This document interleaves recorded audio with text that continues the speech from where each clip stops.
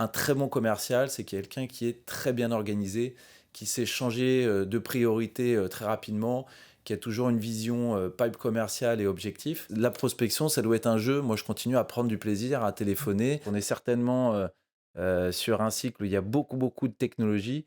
On en reviendra un peu. Maintenant, c'est quand même un trend de fond qui va nous permettre de travailler avec des outils et l'IA forcément. OK. C'est vraiment de la démarche qualitative, c'est travailler son offre, son pitch, son discours, etc.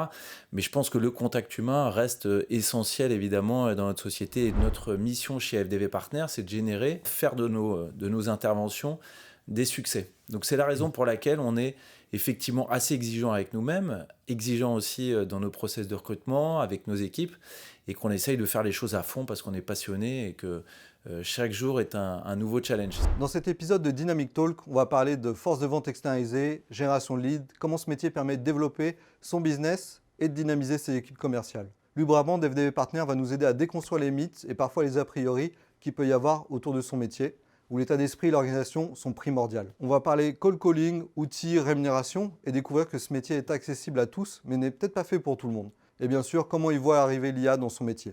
Avant de commencer, n'oubliez pas de nous mettre un like, un abonnement, 5 étoiles, je vous souhaite une très bonne écoute. Bienvenue dans ce nouvel épisode de Dynamic Talk. Je suis aujourd'hui avec Louis Brabant de la société FDV Partner. FDV Partner qui est spécialisé dans la génération de leads, le cold calling, tous ces aspects-là, c'est le sujet d'aujourd'hui. Merci beaucoup Louis de nous accueillir chez toi. Merci à toi.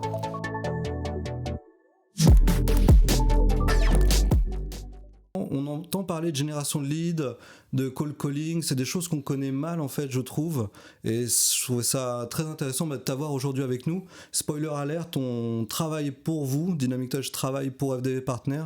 Dans ce cadre-là, on a accès, on va dire, à quand même beaucoup d'informations, on vous connaît bien, ça fait 2 ans qu'on travaille ensemble, et ça me permet de savoir que tu es le bon interlocuteur pour parler de génération de leads. Je pense que vous êtes... tu vas me dire si je me trompe, mais dans le top 3, top 5 sur peut-être le marché français ou en tout cas parisien dans ce domaine-là.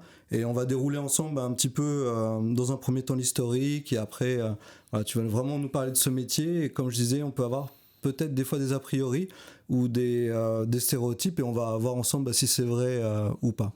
Et peut-être les déconstruire, avec grand plaisir. Top. Et est-ce que tu peux nous raconter du coup l'histoire de FDV, si tu l'as fondé seul, comment s'est passée la genèse de FDV Partner? Bien sûr, ouais, avec plaisir. Déjà, merci pour ton temps et pour cette interview, parce c'est un sujet qui me tient à cœur en fait de démocratiser, d'expliquer en fait quel est le métier du commercial B2B, et j'ai vraiment à cœur parce que je suis un passionné de la vente, d'essayer justement de redorer le métier de commercial qui peut pas forcément être très valorisé, on va dire, dans notre société actuelle.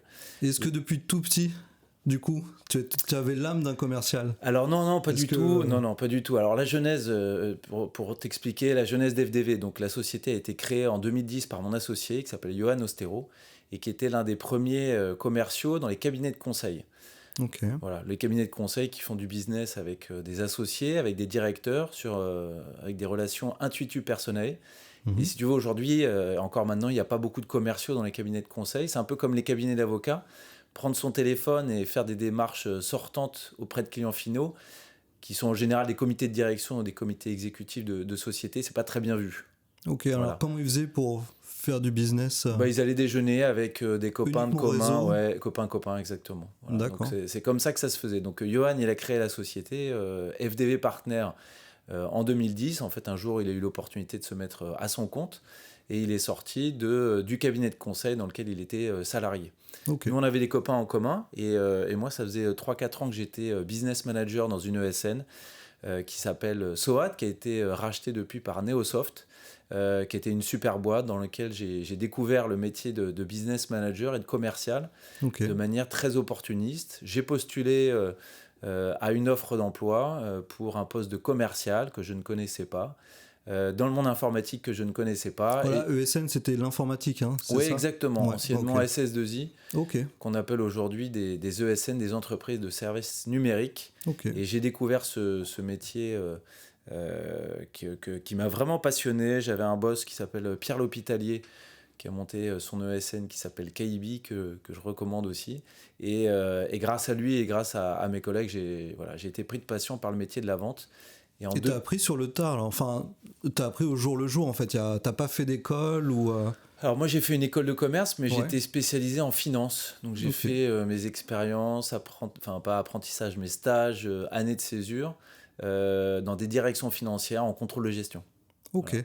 On verra peut-être, on y reviendra tout à l'heure, mais c'est vrai que c'est un métier qui est intéressant parce que, comme toi dans ton parcours, c'est quelque chose qu'on peut apprendre, qu'on n'est pas forcément obligé d'avoir fait des études, on va dire, longues pour apprendre ce métier. C'est quelque chose qui se sent, c'est quelque chose qui se travaille, mais c'est quelque chose qu'on peut apprendre en fait. Ouais, exactement, En pratiquant. exactement. Et en fait, là, le métier qu'on fait, qui est le métier de commercial, c'est un métier un peu particulier. On dit qu'il y a 2, 3, 4% de la population qui prend du plaisir, qui est fait pour ce métier. Donc c'est vrai que c'est un métier un peu particulier, c'est beaucoup de téléphones, enfin voilà, on va en reparler, mais et moi ça s'est fait de manière vraiment très opportuniste. Je dis pas que je suis fait pour ça, mais en tout cas, c'est un métier dans lequel je prends vraiment du plaisir et je me verrais pas faire autre chose en fait, pour être franc. Ok, génial. Alors, du coup, à partir du moment où tu as goûté à ce métier de commercial, tu t'as foncé, tu t'es plus jamais retourné en fait. Tu Exactement, t'es donc j'ai dit, fait t'as trouvé ta voie. exactement, voilà. Ouais, Ouais, ouais, génial. j'ai eu un vrai match, comme on dit. Donc j'ai fait ça pendant 3 ans et demi. En 2012, j'ai rejoint Johan. Mhm. On s'est associés au bout d'un an, donc peut-être en 2013, quelque chose comme ça. Et on a commencé à recruter un premier commercial qui était un ingénieur. Donc ça montre aussi que même si on n'a pas eu le parcours de commercial, on peut avoir une formation d'ingénieur. En l'occurrence, il s'appelle Arnaud. Il a fait l'ECE, l'École centrale d'électronique. Et il a commencé chez nous justement comme commercial, il s'est éclaté et il a passé 3-4 ans chez Salesforce ensuite. Moi, on m'a souvent dit qu'un bon commercial, s'il a été ingénieur avant, il est meilleur en fait. Parce que ce qu'il vend, il va mieux connaître le produit, il va être, on va dire, plus fort entre guillemets. Est-ce que ça, c'est quelque chose que tu peux me confirmer ou ça dépend des situations, ça dépend des Alors, cas? ça dépend, mais en tout cas, ce qui est sûr, c'est que la vente, c'est une science et c'est pas un art. Ça veut dire que la vente et les bons commerciaux ne sont pas des tchatcheurs, mais ce sont des gens qui sont mieux organisés, plus performants que d'autres. Voilà, Ok. c'est l'un des enseignements très forts moi, que j'ai pu avoir sur les 12 dernières années. Un très bon commercial, c'est quelqu'un qui est très bien organisé, qui sait changer de priorité très rapidement, qui a toujours une vision pipe commerciale et objectif. Et Ok. c'est quelqu'un qui dépote, quoi. C'est quelqu'un qui est extrêmement performant. Voilà. Ok. Et comme je le disais, on a la chance de se connaître et du coup, je sais que tu es quelqu'un de, je pense, très exigeant et j'ai vu que dans FDV, vous avez mis en place des process, des formations. Il y a des gens de l'extérieur qui viennent toutes les semaines. Vous faites des sessions de phoning avec des challenges. Enfin, toi personnellement, tu fais pas mal de sport, si j'ai bien compris.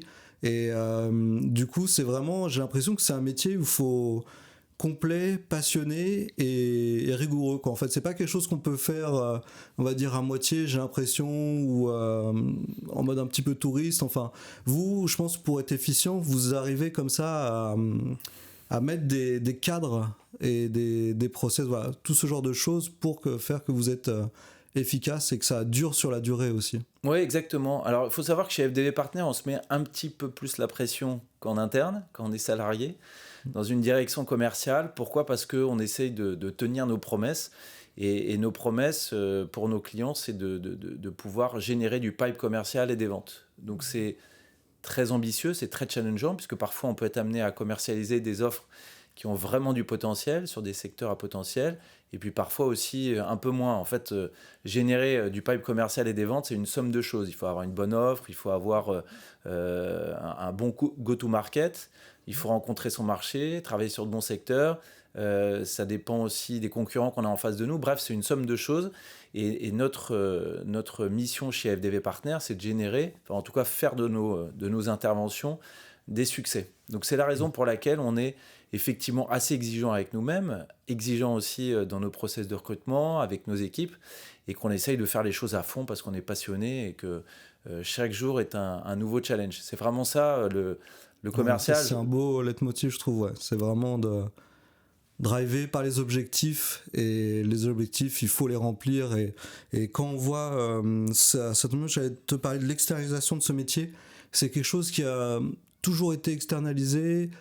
C'était souvent en interne, qu'il y avait des équipes commerciales. Vous arrivez peut-être à les booster, comme peut-être vous pouvez laisser entendre. Il y a peut-être une routine qui s'installe chez les commerciaux qui sont salariés dans les entreprises. Ouais, Comment vous arrivez, vous, à dynamiser ça? alors, donc il y a plusieurs sujets. Il y a le premier sujet qui est l'externalisation commerciale. C'est un secteur qui est, enfin, en tout cas, c'est une prestation qui est sur laquelle il y a beaucoup de commerciaux, beaucoup de directeurs commerciaux qui un jour ont décidé de créer une entreprise, se mettre à son compte pour pouvoir proposer des prestations commerciales à ses clients dans le secteur IT ou le secteur du conseil qui sont nos deux secteurs.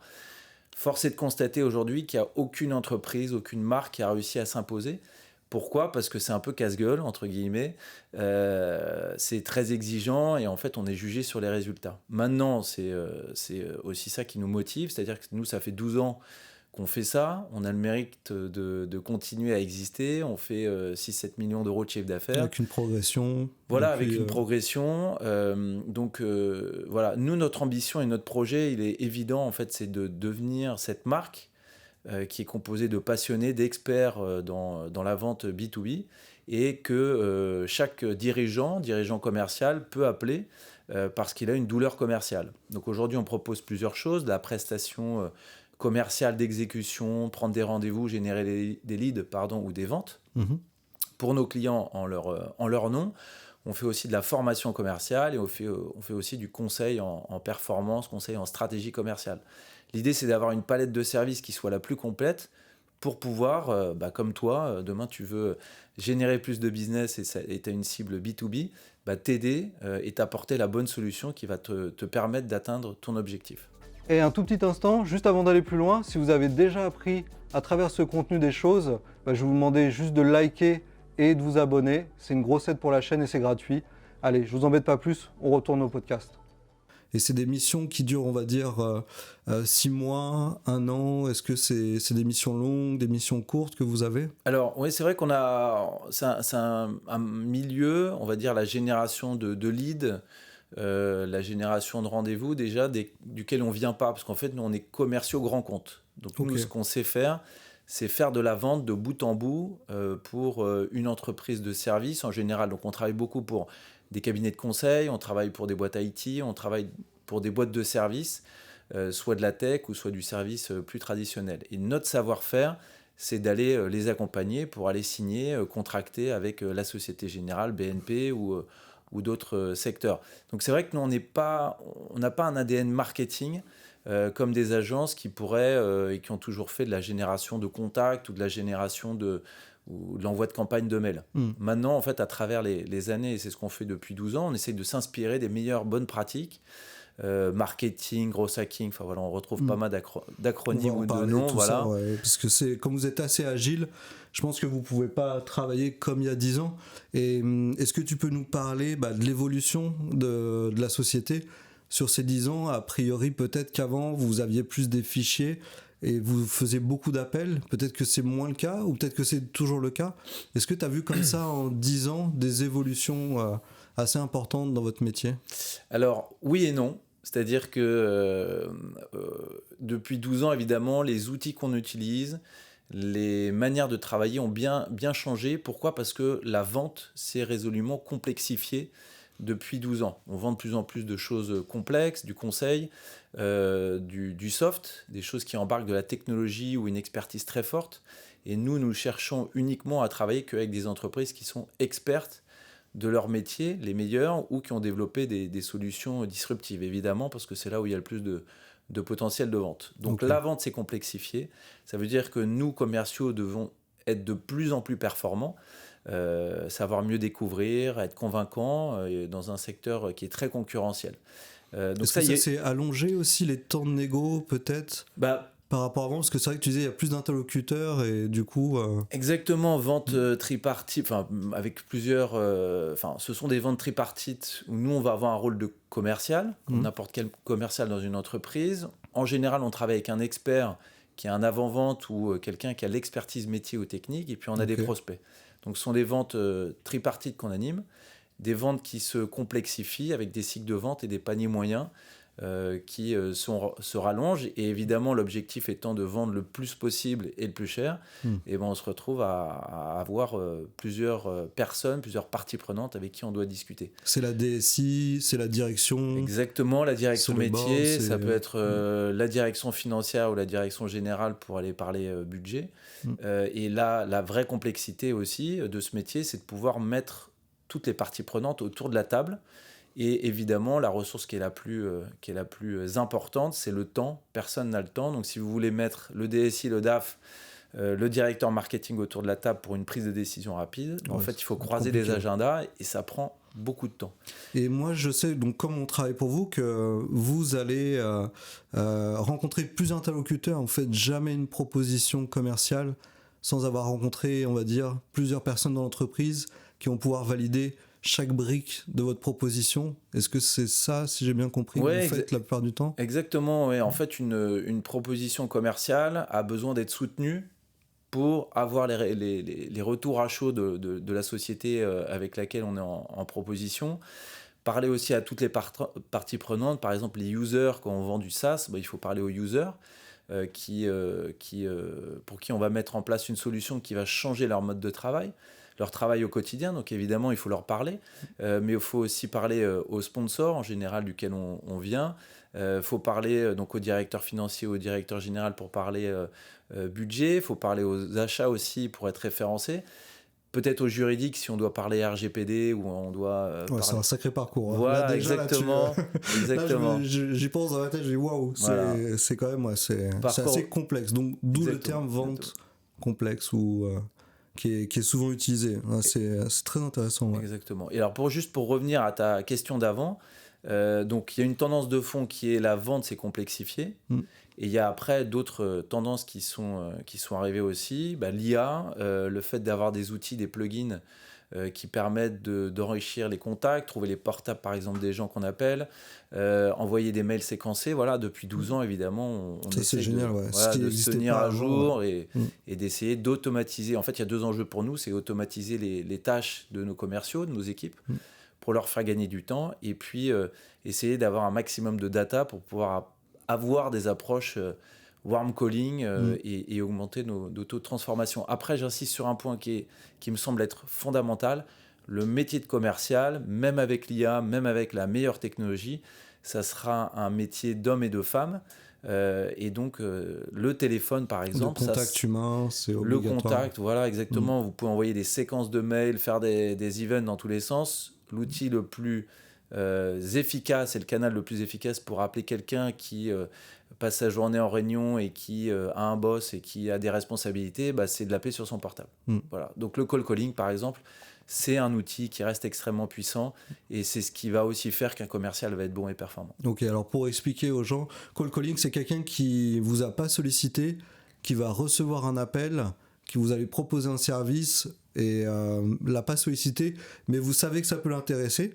Et parce que vous appelez pas, j'imagine, n'importe qui, n'importe quand, à n'importe quel moment. Et à l'inverse du warm calling, c'est quelqu'un avec qui vous avez déjà eu une prise de contact dans une sorte de tunnel de vente, c'est ça, où vous avez déjà eu une accroche, vous l'avez peut-être déjà envoyé un message sur LinkedIn et après vous vous appelez et comme ça il peut se souvenir de vous, c'est ça ? Exactement. Prenons déjà les canaux de manière générale pour prendre contact avec quelqu'un qui est de votre cible, un dirigeant dans une entreprise, dans un ministère. Vous avez plusieurs canaux qui sont toujours un peu les mêmes. Le téléphone, donc tout ce qui est calling. Après, vous pouvez aussi lui envoyer du mail. Vous pouvez utiliser LinkedIn aussi, qui est le canal, l'un des 3 canaux qui me semblent être toujours les plus importants. Et puis après, vous avez des salons, des events physiques, etc. Sur ces 3-4 canaux, le téléphone, pour moi, est le canal qui est le plus efficace. Alors pour appeler quelqu'un et prendre un rendez-vous, mais aussi si vous devez collecter une information, vérifier une information, appeler quelqu'un pour avoir son avis avant de faire une proposition commerciale, le téléphone, c'est le canal qui est le plus efficace pour pouvoir parler avec quelqu'un. Voilà. Et c'est vrai que maintenant, avec cette nouvelle génération, j'ai l'impression que les gens s'appellent de moins en moins, s'envoient de plus en plus de messages. ou d'email. Et moi, je vois que c'est vrai que si on m'appelle, je vais répondre en fait au téléphone et on peut me poser n'importe quelle question.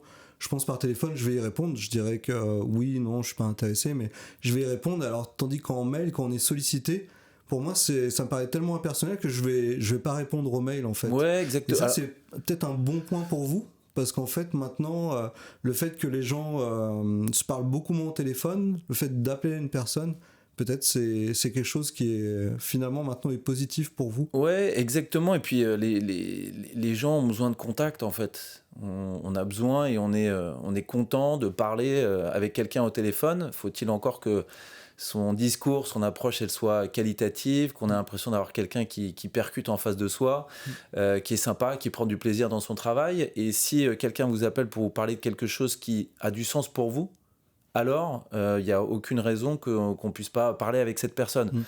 Donc c'est vraiment de la démarche qualitative, c'est travailler son offre, son pitch, son discours, etc.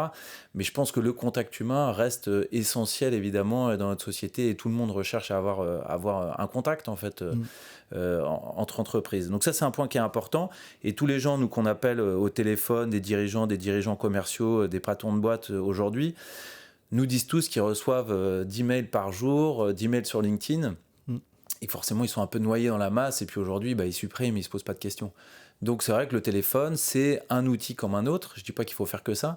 Mais c'est un outil qui permet de se différencier aussi et qui permet d'être...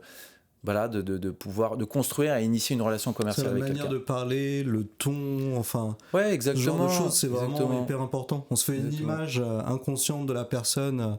Si elle parle avec le sourire, si elle est dynamique, on se dit on va être... plutôt bien équipé, bien accompagné. Et dans les stéréotypes, je me dis, je crois qu'il y avait des films ou des cours que j'avais vus où ils disaient, tu fais du call, il faut que tu sois bien habillé, il faut que tu te sentes bien. Je pense que si tu fais un call en jogging dans ton lit, je pense que ça va pas être pareil que si tu es au bureau bien habillé. Est-ce que tu me rejoins là-dessus? Ouais, exactement. Un petit peu. Alors j'ai déjà fait du call dans mon lit au jogging, donc parce que toi t'as un bon niveau, alors ça doit passer. Mais... Ouais, et puis quand on a commencé avec Johan aussi, on travaillait chacun de chez nous, parce qu'on n'avait pas d'argent en fait pour pouvoir se prendre des bureaux, et donc on a fait ça aussi. Après, on n'est pas naïf aussi, en télétravail, donc aujourd'hui on fait pas mal de télétravail aussi. On peut se retrouver à être en pyjama à 10h du matin. Enfin, il y a des réalités, on le sait.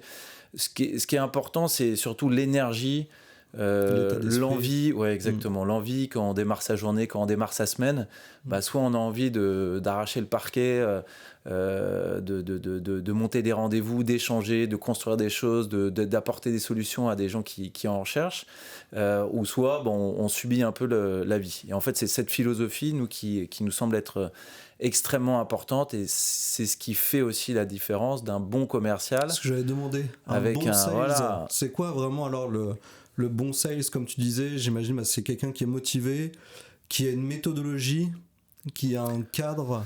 Exactement, on a parlé de l'organisation tout à l'heure. L'organisation, ça s'apprend, c'est comme tout. Je crois que j'avais lu une étude, on dit que c'est entre 50 et 250 jours pour devenir quelqu'un organisé. Okay. Donc c'est comme tout, ça s'apprend. Il faut rentrer dans un parcours de formation, il faut que quelqu'un vous accompagne. Moi-même, je suis pas très bien organisé, mais j'ai appris en fait pendant des années. Ouais. En tout cas, en général, au début, peut-être. Mais... Ouais, voilà, je suis un peu plus le commercial, peut-être un peu rentre dedans et qui est assez à l'aise au téléphone. Mais pour le coup, j'ai pas cette démarche consultant, organisation, process, etc. Par exemple que Johan a, et je m'inspire de lui et puis de beaucoup de gens qui sont très organisés aussi. Donc voilà, il y a une volonté, je pense, déjà il y a une organisation, il y a une volonté de progresser, une volonté d'apprendre, d'être curieux intellectuellement. Je fais un rendez-vous avec Sodexo ou je fais un rendez-vous avec Biomérieux, en fait moi ça m'intéresse en fait de voir ce que vivent ces entreprises. Ouais, exactement. Les difficultés, les solutions. Exactement, en fait l'économie et le monde de l'entreprise m'intéressent et je me nourris aussi de ça et des échanges. En fait, j'aime bien apprendre des choses. Donc la curiosité est certainement essentielle. Et puis après, c'est quelqu'un qui a envie qui a envie de gagner de l'argent, qui a envie de progresser, qui a envie J'allais de... venir Voilà, aussi, parce que c'est une partie importante du métier. C'est peut-être là où en France on parle très peu d'argent, en fait, par rapport aux pays anglo-saxons. C'est peut-être ça aussi qui a joué un petit peu dans la défaveur en fait du sales, du commercial.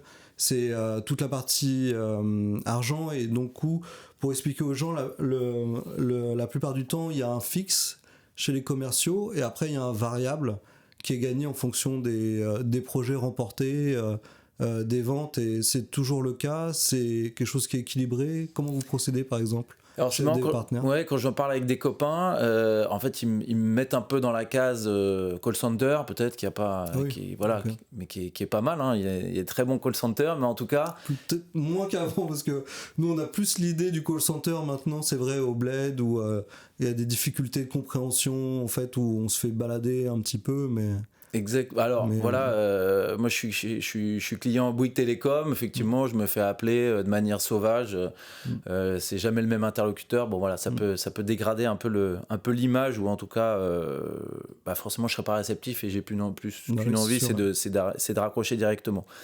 En fait, donc le commercial. Alors il y a des secteurs dans lesquels le commercial, typiquement les agences immobilières, n'ont pas de fixe. Okay. Mais ils vivent au shoot et au variable. Moi, je viens du monde de l'IT. Dans le monde du conseil, on a des fixes qui sont assez bons, et des variables. Et le variable permet de faire x2 sur son salaire, quoi. Donc, c'est ça qui est évidemment intéressant. Mes copains, je pense que mes commerciaux, je les paye un peu au lance-pierre. Mais en fait, non. Nous, notre objectif, c'est d'avoir des commerciaux qui soient le plus payés possible. Parce que c'est aussi comme ça qu'on les fidélise. Voilà, vous gardez les meilleurs commerciaux. Exactement. Donc je dis pas que c'est le cas. Je dis pas que c'est le cas de tous nos collaborateurs, mais on a des gens qui, au bout de 3-4 ans, gagnent 150, 160 000 euros. Il n'y a pas de limite, hein, c'est ça. Plus tu vends, ou peut-être... Ça dépend des contrats. Ça dépend des contrats, mais notre objectif, non, c'est que... moi, je serais ravi... l'argent n'est pas une fin en soi. Moi, j'ai pas comme ambition de gagner le plus d'argent possible pour pouvoir me la raconter. Mais par contre, j'ai envie de bien gagner ma vie pour pouvoir profiter de la vie avec ma famille, mes enfants, et faire des trucs sympas. Parce que moi, j'ai rencontré une PME où c'est vrai qu'il me parlait de ses commerciaux. Il disait c'est dur de les motiver s'ils ont fait leur vente au milieu du mois. Voilà, ils se disent ça y est, j'ai atteint un certain niveau de rémunération, je suis bien, et puis je vais me la couler douce pour le mois. Et du coup, c'est vrai que c'est le variable, et avec les challenges permet de relancer un petit peu ça, et je comprends que tu as envie de les payer le mieux possible, puisque comme tu disais, tu vas les fidéliser, et du coup tu vas avoir la meilleure équipe qui Exactement. Donc pour attirer les talents, il faut des bons fixes. Donc moi j'essaye de plus en plus de donner un meilleur fixe à mes équipes, qu'on augmente régulièrement pour pouvoir avoir des salaires attractifs. Et je sors d'une bonne école de commerce. Au lieu d'aller chez Salesforce, mon objectif c'est que cette personne vienne chez FDV Partners. Donc le fixe forcément augmente de plus en plus. Et mon objectif c'est qu'il soit le plus élevé possible. Et après, pour attirer des talents, et après pour les fidéliser, il faut qu'ils aient un bon variable. Voilà.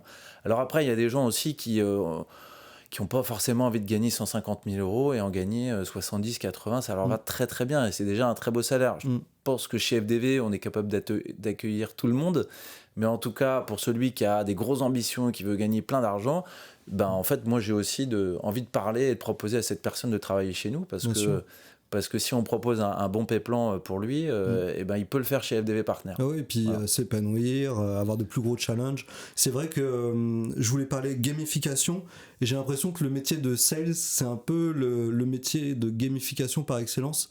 Alors peut-être sans que vous le sachiez ou sans que les gens le sachent, mais je vois ça vraiment comme un jeu. C'est aller comprendre un nouveau métier, un nouveau market, trouver les bons outils, construire l'offre, aller à l'attaque, aller à l'assaut, avoir des victoires. Et est-ce que tu vois ça un petit peu comme ça aussi, cet esprit gamification du métier de sales, ou c'est ce que je dis en formation tous les jours, soit à mes équipes ou soit à des clients. Le commercial est un joueur, en fait, ou la commerciale est une joueuse. Donc par exemple sur de la prospection, ou le calling en général, le commercial ou la commerciale qui n'aime pas prospecter ou prendre son téléphone, en fait va être malheureux ou va être malheureuse en fait. Et la prospection, ça doit être un jeu. Moi, je continue à prendre du plaisir, à téléphoner, à appeler des gens, et ça doit être un jeu. Voilà. Donc, et c'est vrai pour toute la vente. Ouais, exactement. C'est ça, les Exactement. gens curieux. Moi, j'ai travaillé aussi dans ma jeunesse. Je préférais le téléphone plutôt que de travailler au McDo. Voilà, je préférais prospecter les gens au téléphone. Je trouvais ça plus sympa. Je pense que tu me connais, j'aime bien parler. Et c'est vrai qu'il y a ce petit côté où tu vas découvrir. C'est jamais pareil, et du coup, il faut vraiment que ça soit vécu comme un plaisir, comme un jeu. C'est vrai que si ça n'avait pas le cas, je pense que les gens sont pas vraiment faits pour ce métier. Il y a des difficultés à s'épanouir en tant que commercial. Exactement. Et en fait, il faut réussir à trouver sa voie. Il y a des bilans de compétences, il y a des choses qui existent. Nous, on essaie aussi de faire découvrir donc toutes les personnes qui nous entendent et qui souhaiteraient découvrir ce métier. On les accueille avec grand plaisir. On fait un concours de prospection jeudi. Voilà. Donc là, il y a un concours de prospection. Mathias, qui a gagné, en tout cas, qui a été le top performer depuis 12 ans, il a pris 29 rendez-vous dans la journée. Wow. C'est un exercice de style, mais forcément, derrière, on a envie de jouer, on a envie de gagner le concours, on a envie de... Voilà, il faut que ça soit... C'est aussi l'occasion de faire des vannes et de se la raconter aussi avec ses collègues. Bref, si c'est bon enfant et bienveillant, etc. C'est ludique. Et puis quelqu'un qui est fort au calling sera peut-être un petit peu moins fort en ego, et j'imagine que tous les aspects comme ça des commerciaux, vous les partagez et vous vous épaulez entre vous. Exactement, et faut pas se prendre trop au sérieux peut-être dans la vie, je pense, et on n'a qu'une vie, faut en profiter, faut être capable de faire des vannes et faire des blagues, et puis aussi d'en recevoir. C'est comme ça qu'on avance. Et dans le parcours de formation dans lequel je travaille, moi je passe un tiers de mon temps en fait à former nos équipes en interne, surtout. Et puis aussi des clients, mais surtout nos équipes en interne, parce que je suis convaincu que c'est le seul moyen pour faire monter les gens en compétences rapidement, pour progresser. Savoir, Et donc, effectivement, on va passer nos équipes sur toutes les étapes, de la prospection, de la conduite de rendez-vous, de la relance, de l'organisation, du contact, de la négo. Donc, voilà, c'est un sujet... vraiment, moi, qui me passionne. C'est un métier ouvert, et j'ai l'impression que si tu en veux, on te donne les capacités, par exemple chez FDV ou d'autres, de comme ça venir se challenger et voir si vous êtes fait pour le métier. Exactement. Et ça, moi je trouve que vous devez avoir des belles histoires à raconter aussi. Je crois que vous avez un jeune qui a commencé il y a pas longtemps. Vous aviez démarché son papa, lui était intéressé par, exactement. par le Paul, sales, tout à fait. Et puis du coup je pense que c'est sympa. Et puis après, les gens sont formés, voilà, à travers tous les formations, les ateliers que vous faites, et monte en compétences. Mais c'est quelque chose qui est ouvert en fait. Oui, exactement. Il faut juste de l'envie et aimer travailler. C'est un peu bête, mais on en revient au basique, back to basic, un peu comme tout. Et il y a un point qui me tient à cœur aussi, c'est que quand j'ai commencé, j'étais business manager donc dans cette entreprise informatique qui était vraiment top, qui s'appelait SOAT. En fait, on plaçait des développeurs et des architectes logiciels dans des missions, on leur trouvait des missions. Moi, j'ai vu vraiment le switch. À l'époque, quand j'ai commencé à travailler, ça devait être en 2007. Bon, on travaillait, pour nous, c'était un peu des geeks, en fait, les développeurs. Et en fait, ce métier est devenu finalement assez branché. Le geek, un peu dans son coin, un peu effacé, qui a du mal à communiquer, en fait, il est devenu... avec la rockstar, un peu la rockstar, avec la tech qui arrive, avec les startups, etc. En fait, sont devenus des gens qui ont des rôles clés dans les entreprises. Moi, ce qui me tient à cœur aussi, c'est de redorer le blason du commercial, qui est pas un vendeur de tapis, exactement. J'ai rien contre les vendeurs de tapis, mais qui sont des gens qui font un boulot qui est passionnant. Et juste pour terminer, quand on parle des traders, par exemple, dans le monde de la finance, où on voit des gens avec des super boulots qui gagnent plein d'argent, etc., et qui sont finalement très cool, on peut être aussi faire le même métier dans l'informatique. Ce sont des métiers qui sont finalement extrêmement proches, sauf que jusque-là, c'était peut-être pas aussi branché. Et moi, j'ai à cœur de faire de nos commerciaux des Top Gun, des mecs sympas et des métiers qui sont valorisés. Bien sûr, ouais. C'est vrai qu'il y a beaucoup de préjugés. Je pense que c'est des préjugés qui datent des années 80, 90 et qui ont plus lieu d'être. Mais rien que pour ça, que le fait que dans le métier de commercial, on peut partir de rien et aller très très loin si on a envie, si on est bosseur. Je trouve que c'est vraiment des super opportunités pour les jeunes qui ont envie de réussir et qui ont envie de bosser. Et ça, c'est vraiment hyper intéressant. Et petite question fun que je pose un petit peu sur tous les invités, c'est est-ce que tu préfères un fichier avec 1000 contacts non qualifiés ou un fichier avec 100 contacts très qualifiés? Vous êtes plutôt dans la quantité ou dans la qualité? Alors la réponse est dans la question. Évidemment, je préférais les 100 contacts qualifiés. Ouais. Maintenant, c'est un exercice de style. La prospection, on a, pour faire une journée de prospection, le concours de prospection une fois par mois, il faut à peu près 500 contacts pour pouvoir s'éclater toute la journée et prendre son téléphone, revenir sur des contacts, mais voilà, faire son boulot de 8h30 à 17h30. Donc ça, c'est un exercice de style, faire du volume. Et ça permet de générer 29 rendez-vous, donc ça c'est top, et puis on a un peu d'avance sur son boulot du quotidien. Mais évidemment, si je veux toper le directeur général de Carrefour suite à une interview BFM que j'aurais vue ou que j'aurais écoutée dans la voiture, bah évidemment, ce contact qualifié où je sais exactement quels sont ses enjeux pour 2024, quels sont ses objectifs, les écueils, etc. Bah évidemment, quand je l'appelle, j'aurai de la matière. Et puis voilà, donc j'ai envie de dire un peu des deux, même si je préférais appeler sans contact. Contact qualifié. D'accord, c'est noté. Et du coup, pour les sales, on peut faire que du sur-mesure pour vos missions, ou vous avez réussi à trouver des rouages, des méthodes que vous allez pouvoir appliquer à peu près à tous vos clients après ces 10 années? Bonne question. Vous avez trouvé des process, des méthodos? Ouais, alors voilà. Alors déjà, il y a un premier point, c'est alors pourquoi les startups cartonnent et sont capables de proposer des modèles disruptifs. Tout simplement parce que vous avez des gens qui créent ces sociétés qui sont des rois du process. Donc nous, ce qu'on essaye de faire aussi pour rendre notre société performante, c'est processer un maximum de choses. Donc ça veut dire se poser des questions. Quelle est la meilleure organisation? Quels sont les meilleurs outils pour faire les choses dans le moins de temps possible? Donc c'est vrai qu'on aime bien les process. C'était pas mon cas au début, mais on aime bien ça. Il faut les documenter. C'est aussi comme ça qu'on travaille avec nos clients, avec des livrables. Pour répondre à ta question sur est-ce qu'on a des méthodologies, est-ce que nos méthodologies sont vraies pour tous nos clients? La réponse est oui, évidemment. C'est-à-dire que notre onboarding, la manière de travailler avec nos clients est la même si on essaye de s'adapter dans nos relations, dans les livrables, dans le reporting. Et après, avec les clients finaux, ce qu'on dit à nos clients et ce qu'on essaie de leur expliquer toute la journée, c'est que si vous me demandez, moi, de vendre de la cyber ou vendre du conseil en strat ou vendre une solution disruptive, je saurais le faire et j'appliquerai la même méthode, que ça soit donc avec une cible RSSI, DRH, du secteur industriel ou du secteur pharma, par exemple. Donc en fait, en résumé, toutes nos méthodologies, toutes nos approches sont applicables.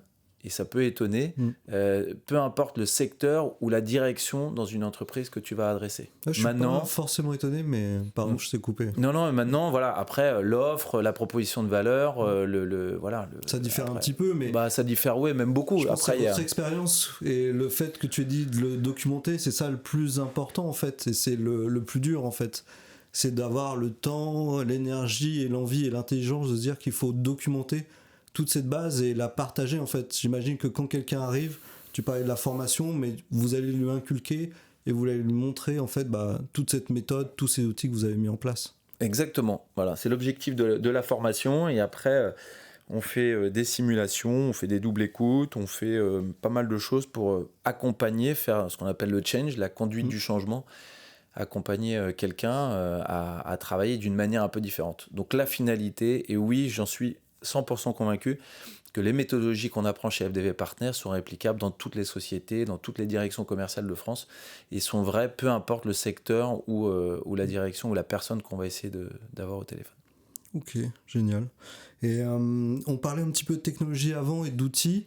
Depuis ces 10 ans, j'imagine que tu as vu de gros changements avec l'avènement des logiciels, SaaS, des outils, des plugins. Je pense que le métier a changé complètement. Bien sûr, oui, résolument. Il y a 12 ans, quand je faisais du commerce, j'avais une boîte mail et un téléphone, en gros. ou un CRM qui était un peu bancal, et pas mal de fichiers Excel. Je pense que le plus gros changement de mon point de vue, c'est Office quand même, Office 365, et puis donc tous les outils de bureautique qui nous permettent de collaborer, Teams, de travailler, des drives, etc. Ça paraît un peu bête, mais c'est un point quand même très... C'est vrai que même Office, Microsoft, ils se sont bien réveillés depuis. Ouais, et puis... Avec Google, à un moment, c'est vrai ils étaient très forts, et là, ils reviennent vraiment en force. Ouais, Office, et puis ils ont LinkedIn, bon bref, ils ont évidemment beaucoup de choses, on s'en rend pas compte, mais c'est extrêmement puissant. Ils sont en train de nous sortir aussi une suite logicielle IA qui va vraiment changer les choses aussi. J'ai pas d'action Microsoft, donc je dis ça vraiment sans intérêt. Mais voilà, la manière de collaborer, de travailler, de partager des informations avec ses collègues, son manager, et puis ses clients et ses prospects finaux, forcément, ça change beaucoup les choses. Donc j'ai envie de dire la suite logicielle Office 365, le CRM évidemment, et puis il y a des très très belles suites logicielles qui se sont créées, des HubSpot, des Salesforce, donc c'est extrêmement puissant. Et d'autres acteurs français. Et puis après, évidemment, il y a tous les plugins. Donc nous, on a une stack d'outils qui est assez classique pour des directions commerciales, avec des Lucha, avec des Casper, avec des... Vous allez avoir beaucoup alors quand même. Une suite de plugins, c'est... Ouais. J'imagine que vous avez peut-être une dizaine d'outils indispensables pour bosser maintenant par rapport à avant. Ouais, tout à fait, pour automatiser des tâches, pour scraper des outils ou des données sur Internet. Donc il y a plein d'outils et plein de super outils, des Wallaxy, des Lemlist, des choses comme ça qui existent. Alors faut pas paniquer, parce qu'il y a toujours des nouveaux outils qui se créent tous les jours. On a l'impression d'être vite perdu ou d'être has-been, mais en fait il y a beaucoup d'outils qui font quand même les mêmes choses. Mais voilà, j'aurais tendance forcément à pousser plutôt les Français. C'est mon côté un peu chauvin.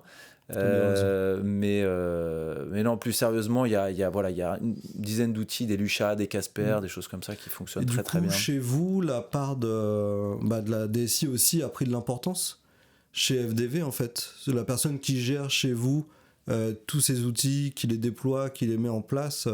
Je pense que c'est un rôle maintenant un peu un pilier chez vous, non ? Transverse, ouais, c'est un rôle clé. Donc en plus de gérer l'informatique, la bureautique, la téléphonie, on n'en a pas parlé. Bref, il y a évidemment beaucoup de choses.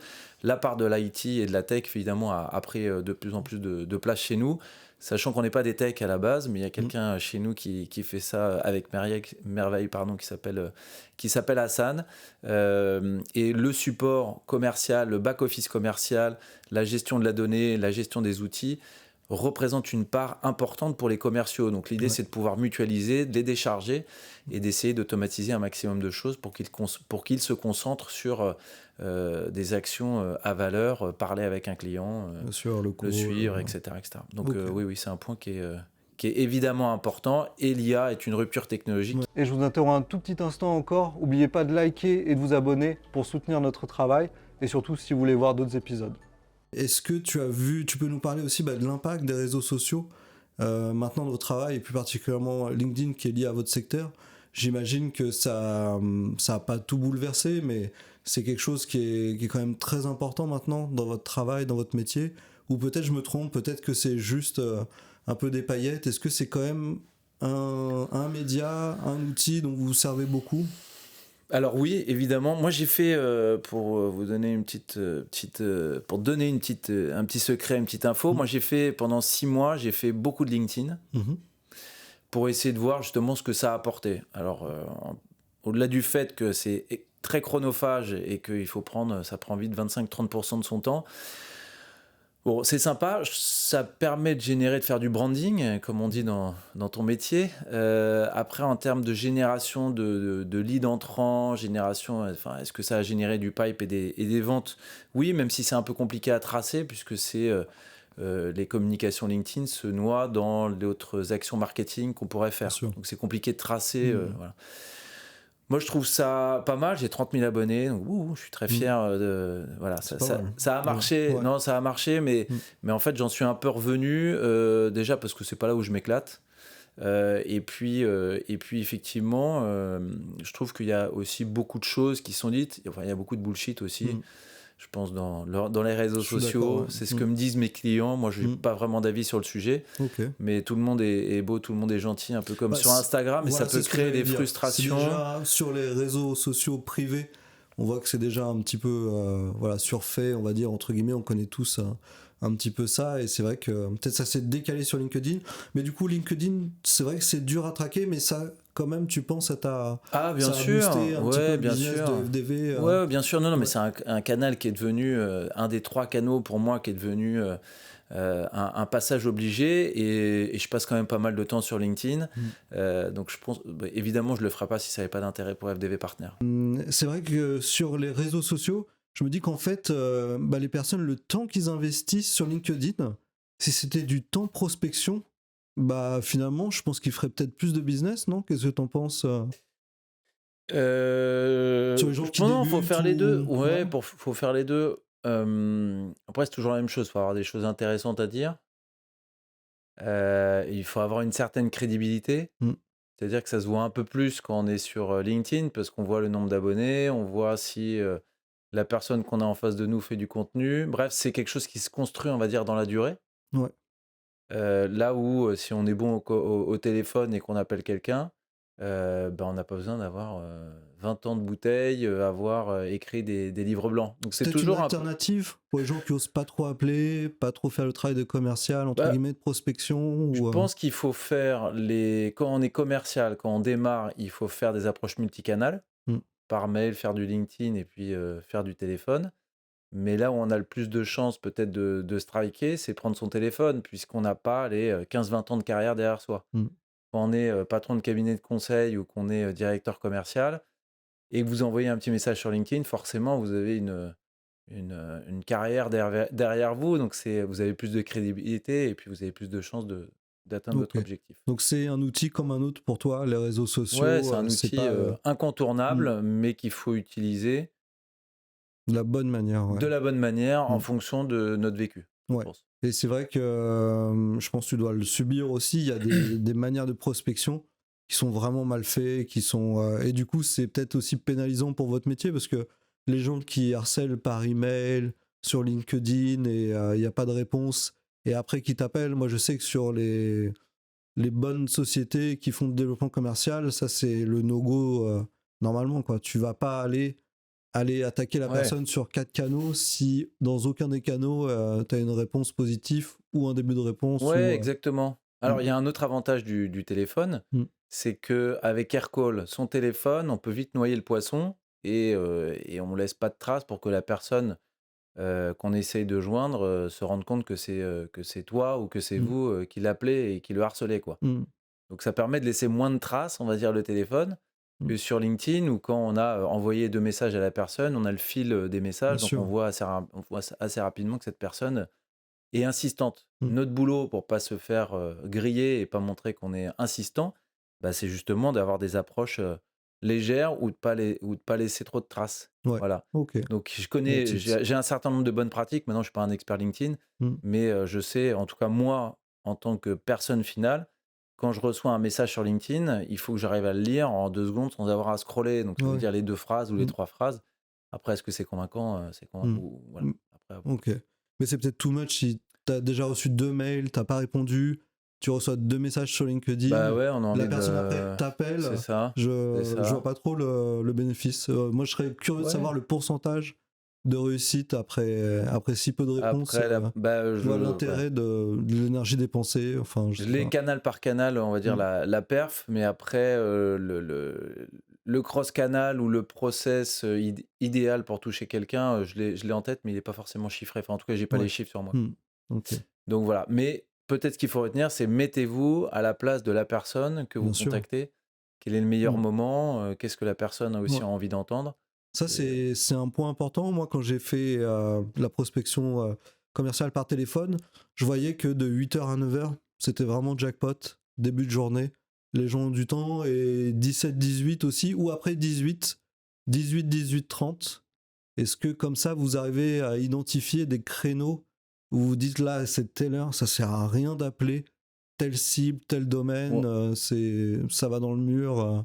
Alors oui, bon, on étudie ça évidemment depuis plusieurs années avec beaucoup d'attention. Ce qu'il faut retenir, c'est qu'il faut le faire tout le temps. Mm, Parce que toi, peut-être que je pourrais t'appeler à 14h le jeudi et que tu seras à ce moment-là disponible, alors que c'est a priori une heure de réunion Ouais. importante. Ouais, il y a pas de vérité sur, Il y a pas de vérité. Ce qui est mmh. sûr, c'est que moi, je bloquerai beaucoup plus de temps le vendredi pour prospecter parce que les gens sont plus cool, ils sont plus détendus, OK. ils vont partir en week-end, plutôt que le lundi où là, ils démarrent et puis Oh, ils ont le des lundi, réunions, du reporting, et mmh, cetera. Donc il y a forcément cette tendance de fond. mmh, Et puis après, on a des petits tips et des petites techniques pour essayer de trouver on va dire des petits drivers ou des petits tremplins mmh. pour convaincre des gens ou les toucher. Mais effectivement, ce que tu dis, c'est 8 heures. Enfin, en tout cas, il faut être extrêmement efficace et focus sur des plages sur lesquelles les gens seraient pas en réunion. Ouais. Donc 8 heures, Mmh. 9 heures, 11h30, Ou ça dépend du midi métier, 30, mais etc. Ouais, ouais. et ça, c'est des choses que vous, lors de vos formations, vous enseignez, en fait? C'est Exactement. ça ce qu'on peut faire Ouais. avec FDV, c'est je me dis: «Moi, j'ai une équipe commerciale, ça, il y a peut-être un peu trop de routine, peut-être qu'on n'a pas appliqué de nouvelles méthodes». Vous, vous arrivez comme ça à former les gens, à dynamiser les équipes, c'est une grosse part de votre business ça maintenant ou c'est minoritaire ou De quoi? De les former à ça? ouais, faire les formations comme Bah, ça sur des ah oui, oui, bien sûr, non, c'est fondamental. Après, encore une fois, c'est une somme de choses qui va permettre d'être plus performant et de travailler, intelligemment et efficacement. mmh. Mais Si par exemple, au début d'FDV, vous en faisiez peut-être très peu, en fait, des formations, des c'est, formations, bah, des formations, pour on les a clients, en fait. En interne, j'imagine que là, vous l'avez fait ah oui, toujours, mais OK. En fait, ce qu'on fait pour les aujourd'hui, clients. depuis, récemment, on ouvre nos formations qu'on donne en priorité à nos collaborateurs. Donc nos OK. formations internes, on les ouvre aussi gratuitement à nos clients. OK. Donc c'est, l'une des raisons D'accord. aussi pour lesquelles il faut être client chez FDV. Mmh. C'est qu'on a, dans notre catalogue de formations, des formations qui sont spotées, qui sont taguées, intéressantes, on va dire, et qui sont ouvertes à nos OK. clients de Mais manière alors là, gratuite. du coup, vous savez que la formation est tellement qualitative que si vous la donnez, ça va être un atout tellement puissant pour le client qui va être plus fidélisé ou va être plus Bah, performant ouais, ou déjà, il faut que ça ait un intérêt d'être client, FDV, mmh. on a envie aussi de faire progresser nos clients pour que ce soit plus performant. Après, si ta question, c'était de savoir est-ce qu'on fait des formations aussi externes, soit à des clients ou soit à des prospects? Oui, Mmh. oui, évidemment, nous, on Ouais. intervient dans toutes les directions commerciales, on intervient auprès de consultants, on travaille aussi avec des customers, success, qui Mmh. sont pas des commerciaux, dont le rôle est pas faire du business, mais qui sont en contact tous les jours avec des clients. Donc on leur apprend à parler, business, OK. on leur apprend à parler, chiffre d'affaires aussi avec leurs clients. Mmh. Et oui, notre objectif, c'est de faire monter tout le monde en gamme, en France. Et je vous interromps un tout petit instant pour vous dire il y a plein de vidéos à venir et déjà diffusées. Ce contenu est fait pour vous faire découvrir et apprendre des choses que vous pouvez appliquer. Mais si vous souhaitez aller plus vite ou vous sentez que vous n'arrivez pas à passer un palier dans votre business ou vous voulez pas le faire vous-même, je vous invite à nous contacter pour profiter de notre expertise et de nos partenaires. Allez, de retour au podcast. On parlait gamification, mais maintenant que j'y pense, il y a un petit côté sportif de haut niveau, j'ai l'impression, où les gens qui aiment le sport, enfin, qui aiment se dépasser, qui aiment le travail d'équipe, enfin, j'ai l'impression qu'il y a toutes ces valeurs, en fait, qui gravitent dans le métier que vous faites. Exactement. Alors on a fait un travail l'été dernier, qui est finalement très structurant, c'est de trouver les valeurs, en fait, de son entreprise. Alors on avait Ouais. fait l'exercice il y a longtemps, sans conviction, mais là on les a mis sur la table et en fait on essaye de tout ce qu'on fait, notre process, notre manière de communiquer en interne, la manière de travailler, nos relations en interne ou avec nos clients, on essaye de les structurer et de les mettre en cohérence avec ces 3 valeurs. Ok. Donc la première valeur, c'est, la valeur expertise, l'expertise commerciale évidemment. La deuxième valeur, c'est la persévérance. Comme commercial, on doit aller au bout des choses, on ne doit pas lâcher l'affaire. On a un travail d'agriculteur qui consiste à semer des graines pour récolter avec un temps de latence. Mm. Donc voilà, il faut pas lâcher l'affaire, quoi, jamais. Et la troisième valeur qui nous est chère, c'est, la proximité avec nos collaborateurs et aussi avec nos clients. C'est pour ça qu'on fait des entretiens trimestriels avec nos équipes, pour être toujours, le plus près, de leur réalité, de ce qu'ils vivent, et leur faire le bon P-plan, bref, oui, Mm. un peu la logique. Non, mais Et c'est vrai qu'il y a peut-être beaucoup plus de suivi que dans d'autres domaines, en fait, hein, parce que tous les trimestres, bah, en fait, nos commerciaux sont dans un contexte changeant, en ouais. permanence, et si on n'a pas le thermomètre en permanence sur, ce qu'ils vivent, bah, forcément on va leur demander des choses à faire qui sont en décalage avec leur Mm. quotidien. Je crois que c'est un bel enseignement par rapport à d'autres métiers. Il y a beaucoup de tensions sur les personnes qualifiées, en fait. Je sais pas si c'est applicable pour les développeurs ou pour d'autres domaines, mais c'est vrai que je trouve ça assez génial de se dire que, enfin, voilà, faire une réunion trimestrielle, une réunion, bah, j'imagine utile, hein, sinon vous la ferez pas. Mais je pense que c'est intéressant, ouais, comme méthode. Ouais. Bah voilà, et puis on aimerait bien, nous, on essaye de faire des choses aussi qu'on aimerait bien nous proposer si Ok, on était ça c'est génial, salarié, ça. et Ouais. on pense effectivement Ouais. que c'est une nécessité. Mm. Donc c'est extrêmement chronophage Mm. pour nous Ouais, et j'imagine. pour les managers, Mm. mais c'est absolument essentiel. La dernière Mm. valeur, c'est la proximité aussi avec donc, nos clients. Mm. En fait, on se rend compte qu'aussi, ils ont besoin de voir concrètement comment on travaille. Mm. Ils ont besoin d'en avoir aussi pour leur argent et ils ont besoin aussi de nous voir. Donc ça veut dire aller travailler dans leur bureau, les Ok. accompagner évidemment en rendez-vous, ce Mm. qu'on a toujours fait physiquement chez des clients. Bref, ce contact humain aussi et C'est cette beaucoup de points de relation. contact ou Ouais, c'est beaucoup de c'est... points de contact, mais c'est aussi du contact visuel, physique. Ouais, Voilà. ok, génial. Et on va parler, pour finir, un petit peu de gross hacking. Est-ce que c'est pas juste un terme sales digital? Est-ce que c'est pas un mot à la mode? Est-ce que c'est pas ce que vous faites depuis toujours, en fait, vous les commerciaux, ou il y a un aspect peut-être un peu plus digital ou Alors, je suis pas le c'est... meilleur expert Mm, dans les terminologies, mm, etc. Moi, enfin, en tout cas, mon interprétation des choses. Nous, on vient du monde grand compte. On est plutôt ouais, mm, commerciaux grand compte, et on parlera plutôt le mm, même langage à des directions commerciales qu'à des mm, directions marketing. ok, Ceci étant, on est redescendu dans notre métier sur des couches plus basses, ouais, évidemment.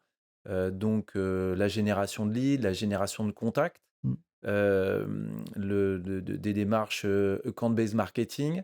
Et moi, en tout cas, mon interprétation, c'est que le gros hacking, c'est quelqu'un finalement du marketing qui va être beaucoup plus proche du commercial, dans le sens qu'il va aller plus loin sur le funnel de vente, mm, et qui va alimenter le commercial dans des choses beaucoup plus concrètes que ce que le marketing pouvait faire à l'époque. mm. Donc c'est vraiment de la génération de leads, de contacts un peu avancés. Ok, parfois un Heu, peu sauvage. Mais ouais, c'est très peut-être bien parfois un expliqué. peu Je trouve ça, c'est très intéressant d'avoir ton point de vue là-dessus, ouais, de la définition du growth hacking. Et comme tu l'as dit un petit peu avant aussi, c'est des choses dont vous vous inspirez aussi, de voir un petit peu, bah, les nouvelles tendances, les nouvelles méthodes. Et vous vous êtes nourri un petit peu aussi, bah, voilà, de ce côté marketing pour l'implémenter dans le travail du commercial. Ouais, exactement. Bah, moi, je suis en charge du marketing aussi, donc c'est un sujet qui me passionne et que j'essaie de mettre en place aussi chez FDV Partners. Et on pousse largement nos équipes aussi à communiquer, à parler avec les directions marketing de nos clients, de nos partenaires, pour essayer d'apporter de la conversion à leurs actions marketing, de générer plus de pipe commercial. C'est ce qu'on peut reprocher à des actions marketing, c'est d'être faites out of the box pour générer du branding, etc.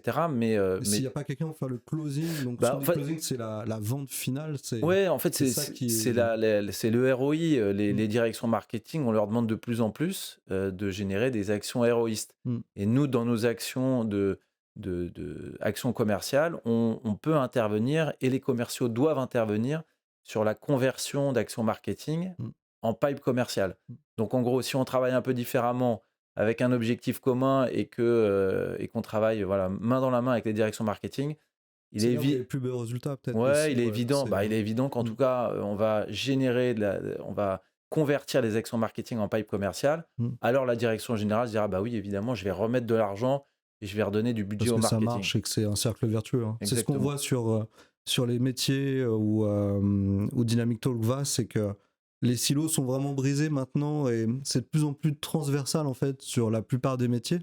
Et moi, je trouve ça génial et c'est ce qu'on prône aussi, voilà, c'est de parler à tout le monde, c'est de plus le marketing dans son coin, les commerciaux dans leur coin, et que vraiment c'est en travaillant main dans la main où c'est là où on arrive à... Mais il faut avoir l'intelligence aussi de l'expliquer, de se battre pour l'ouvrir, et Bah, il je faut pense que... accompagner les gens Mm, voilà, vers le changement. Il y a un nouveau poste qui se crée, mais en fait, tout ça, ça reste un peu du marketing. C'est Chief of Revenue, ok, qui est quelqu'un qui peut chapeauter à la fois le commerce et le marketing. ok, Donc c'est un intitulé de poste un peu différent. Bon, c'est pas tant l'acronyme ou le nom du poste qui est important, mais c'est plutôt la réalité qui est derrière, La ou le signification, ouais. voilà, c'est le fait d'avoir une logique un peu plus globale, pardon, sur le revenu. Mmh. Et le revenu, il peut venir à la fois du marketing que de l'équipe commerciale ou du service De la client qui va être com, ensuite en tout, ouais. contact avec, Mmh. les clients finaux. OK, top. Et on avait parlé IA, et toi, tu le vois vraiment comme quelque chose qui va révolutionner votre métier, qui va l'accompagner, ou comme j'aime bien le citer, est-ce que ça va être comme la télévision avec la radio? La radio, ça existe toujours, c'est moins fort, mais voilà, c'est un média qui est toujours présent à travers les années. Comment tu vois, toi, l'évolution de l'IA et l'implémentation de l'IA dans le métier de sales? Bah, ce qui est sûr, c'est qu'on est sur une vraie rupture technologique qui va changer la manière de travailler. Les outils qu'on utilise aujourd'hui, qu'on n'utilisait pas il y a 10 ans, il y a une vraie réalité, il y a une manière de travailler. En fait, on est plus performant et on Mmh, travaille différemment. Je pense que si on se voit dans 10 ans, ça sera la même réponse, sauf mmh. que ça sera, des manières de travailler encore un petit peu différentes, encore un peu plus d'automatisation, de l'intelligence. Notre métier ne on continuera à faire ce métier, j'en suis certain. Toujours Me du call, Ouais, toujours toujours du du call, relationnel. exactement, mais Mmh, par contre, on aura des outils pour, faire un forecast, beaucoup plus, précis, qu'on mmh, pourra reporter à nos clients et à nos managers. Bref, on pourra aller beaucoup plus loin et on mmh, va apporter de plus en plus d'intelligence, mmh. dans notre, Même dans l'analyse de données, dans notre manière de travailler. Ouais, dans le exactement. reporting, dans le tracking. Nous, on est quand même beaucoup sur de l'approche grand compte, sur de la vente grand compte. Ce sont des démarches qu'on pourra certainement moins automatiser que des C'est un démarches gros market, commerciales. ouais. Ouais, quand Mmh, tu veux adresser des TPE ou mmh, faire du bien sûr, B2C, ouais. bah, forcément, là, c'est quand même beaucoup du marketing qui Mmh. te permet de closer des clients. Donc je pense que ça sera, l'intelligence artificielle va impacter en priorité la D'abord vente ces secteurs, TPE, ouais, la c'est vente clair, ouais. B2C plutôt que nous, la vente grand compte. Et je me demandais, pour finir, est-ce que toutes ces technologies, est-ce que c'est pas bon pour FDV Partner on va dire, démultiplication des technologies, de revenir aux sources, au téléphone, au calling? C'est-à-dire, par exemple, tu vois, on reçoit plus du tout de courrier. Je pense que si on reçoit un courrier maintenant, on est ravi, tu vois, d'avoir un courrier. Bah, Et est-ce que exactement, pour vous, c'est pas bien, en fait, cette overdose de technologie à exact. profusion? En fait, l'objectif, c'est de se différencier des 90 des commerciaux qui font les démarches auprès d'une personne. Donc nous, Mmh, notre objectif, c'est de se différencier. S'il faut, renvoyer des courriers, ou, prendre son téléphone, en fait, on le fera. mmh, On essaye d'être pragmatique dans nos approches. La vie est une somme de cycles, mmh, donc on est certainement, sur un cycle où il y a beaucoup, beaucoup de technologies. On en reviendra un peu. Maintenant, c'est quand même un trend de fond qui va nous permettre mmh. de travailler avec, des outils et l'IA forcément en fera OK. Et ça, c'est un peu votre philosophie, c'est peut-être pas d'aller dans la vague, mais c'est de trouver quelque chose qui vous différencie, et trouver une autre approche un petit peu différente, ouais, exactement, pour, exactement. Nous différencier nos clients, mmh, de leurs concurrents pour, bah, pour gagner des deals, quoi, voilà. mmh, Soyons pragmatiques et essayons des choses et puis, on gardera ce qui fonctionne. Voilà. Juste pour terminer sur la partie IT et tech, on est en train de faire un gros projet en interne pour essayer de mettre en place un SI aussi un peu nouvelle génération. Donc il y a un gros projet, qui est porté. Ça prend du temps. On n'a pas envie de se rater parce qu'une fois que tu as fait un SI, bah, tu peux pas le changer toutes les 2 semaines. mmh. Mais on a vraiment des questions de fond, là-dessus et on essaiera aussi d'en faire profiter nos clients pour qu'ils soient, plus efficaces aussi en interne. Génial. Bah, je te remercie, pour Merci ton à toi. temps, Louis, de FDV Partner. Et du coup, bah, je pense que, on espère avoir éveillé la curiosité, des jeunes au monde du sales, aussi peut-être à des prospects qui souhaitent voir vos formations, qui sont intéressés par vos services, parce que c'est vrai qu'on a couvert un large panel de sujets. Vous êtes toujours, bah, dans la performance, dans la formation, dans le savoir, dans la curiosité. Et c'est vrai que c'est un plaisir de voir ces philosophies, on va dire, de vie, qui sont appliquées dans le travail, et ça, c'est super. Et on se prend pas trop au sérieux aussi Aussi, et on voilà, essaie de et ça, c'est travailler, génial. voilà. Si on peut travailler avec le sourire, dans la bonne humeur, Exactement. ça, c'est super. Eh ben, merci beaucoup, Louis, Merci pour à ton temps. toi pour À ton très temps. bientôt. À bientôt, au revoir. Si vous êtes arrivé jusque-là, bravo, je vous remercie. J'espère que vous avez appris des choses. Et bien sûr, n'oubliez pas de liker et à partager à des personnes qui pourraient être intéressées par cet épisode. Et bien sûr, abonnez-vous, il y a d'autres épisodes qui pourraient être super intéressants pour vous. Et si sur la plateforme où vous êtes actuellement, vous pouvez mettre 5 étoiles, ça nous aiderait beaucoup. Si vous souhaitez produire du contenu, être accompagné par des professionnels pour asseoir votre influence et votre autorité dans votre domaine, pour attirer plus de marques et de personnes intéressées par votre expertise, contactez-nous, on se fera un plaisir de vous accompagner et de construire votre image avec vous. Si vous avez des questions ou des commentaires, n'hésitez pas à nous écrire directement ou à utiliser les commentaires dans YouTube. On lit tout ce que vous écrivez, donc si vous avez des suggestions sur des sujets à traiter ou des invités, on sera ravis de les étudier.